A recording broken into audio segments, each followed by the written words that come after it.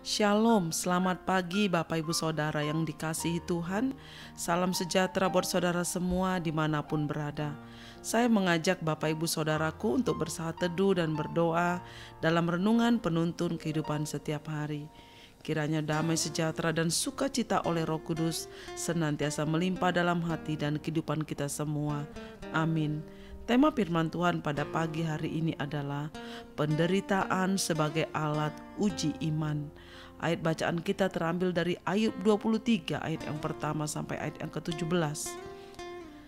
Karena ia tahu jalan hidupku, seandainya ia menguji aku akan timbul seperti emas. Ayub 23 ayat yang 10. Saudara, Tuhan juga punya cara lain untuk menguji kualitas iman seseorang, yaitu bisa melalui masalah atau penderitaan atau sakit penyakit. Masalah atau penderitaan dan sakit penyakit yang dimaksud bisa berupa juga krisis ekonomi, keuangan di dalam setiap kehidupan kita, bahkan mungkin sakit-sakit yang parah, dan masih banyak lagi. Ada dua kemungkinan reaksi orang ketika berada dalam masalah atau penderitaan atau sedang sakit. Yang pertama, semakin mendekat kepada Tuhan dan mencari wajah-Nya seperti pemazmur. Sebelum aku tertindas, aku menyimpang, tetapi sekarang aku berpegang kepada janji-Mu. Mazmur 119 ayat 67. Bahkan Mazmur 119 ayat 71 berkata bahwa aku tertindas itu baik bagiku, supaya aku belajar akan ketetapan-ketetapan-Mu. Saudara, lalu yang kedua, menjauh dan meninggalkan Tuhan karena kecewa kepadanya. Saudara, Ayub sekalipun adalah orang yang saleh, dia takut akan Tuhan, dia orang yang sangat menjauhi segala kejahatan, seperti tertulis dalam Ayub 1 ayat 1. Ia pun tak luput dari ujian dan cobaan. Tuhan mengizinkan Ayub melewati masa-masa yang sangat menyesakkan, yang bisa dikatakan sebagai suatu tragedi atau musibah, di mana dalam waktu sekejap hal-hal buruk terjadi secara beruntun di dalam kehidupannya, yaitu anak-anaknya mati, rumahnya terbakar, harta bendanya ludes, tubuhnya terkena sakit, dan istrinya pun meninggalkan dia. Saudara, lengkap sudah penderitaan yang Ayub harus alami dan rasakan. Namun dalam keterpurukannya ini, Ayub tidak berbuat dosa dan tidak menuduh Allah berbuat yang kurang patut, seperti yang tertulis dalam Ayub 1 ayat yang ke-22. Saat segala sesuatu tampaknya buruk sekali, kita memiliki respon yang negatif, menyalahkan keadaan, menyalahkan orang lain, dan bahkan berani menyalahkan Tuhan. Kita tak berhenti mengeluh, mengomel, dan bersungut-sungut kepada Tuhan. Berdoa menjadi malas, ibadah menjadi malas, pelayanan menjadi ogah-ogahan. Lalu kita menjauhkan diri dari pertemuan-pertemuan ibadah, dan bisa jadi kita meninggalkan Tuhan. Saudara, jangan sekali-sekali undur dari Tuhan hanya karena masalah, pergumulan, dan sakit penyakit yang belum ada jawaban dan kesembuhan. Karena memberitakan Injil, Rasul Paulus harus mengalami penderitaan. Tapi hal itu tak menyurutkan langkah dan semangatnya untuk tetap melayani Tuhan. Dia tidak kecewa, apalagi sampai lari dari panggilan Tuhan.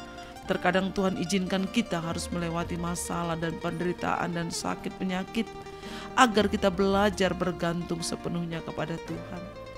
Sebab 2 Korintus 12 ayat 9b mengatakan, justru dalam kelemahanlah kuasaku menjadi sempurna.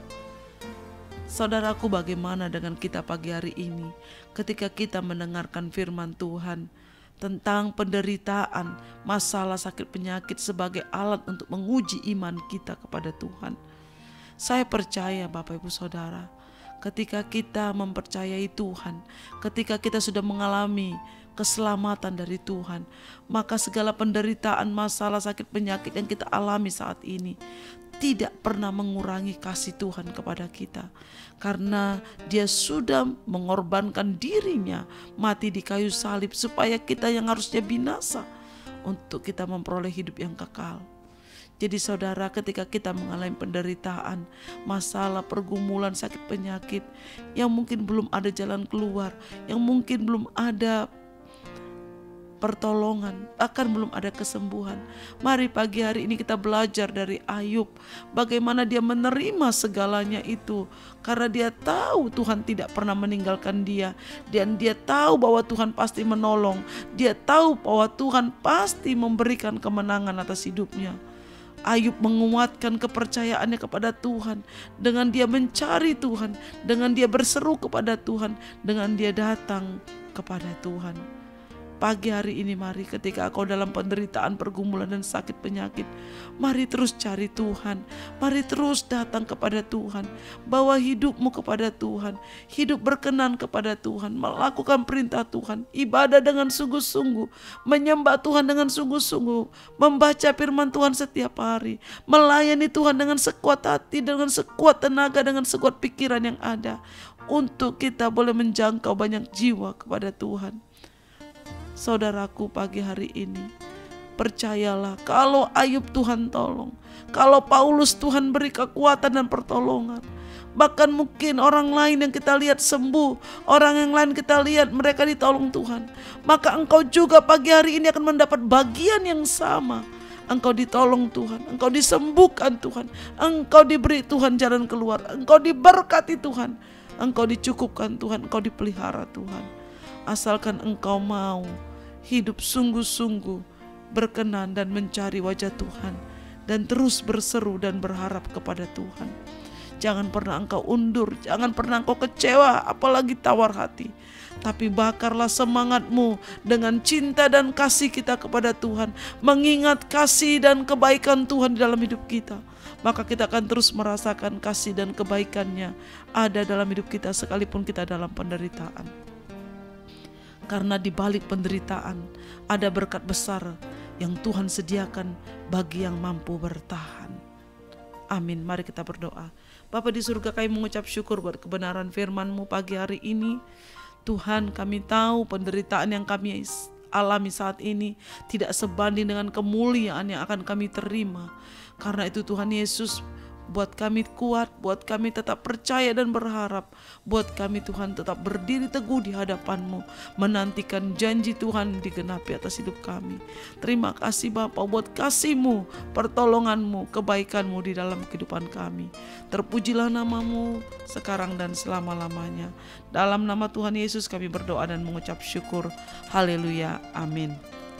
Kiranya berkat yang sempurna dari Allah Bapa kita, kasih karunia dari Tuhan Yesus Kristus, dan persekutuan dengan Roh Kudus menyertai kita dari sekarang ini sampai selama-lamanya. Amin. Maju terus dalam tuntunan Tuhan saudaraku, tetap semangat. Sampai jumpa esok hari di penuntun kehidupan setiap hari. Tuhan Yesus memberkati.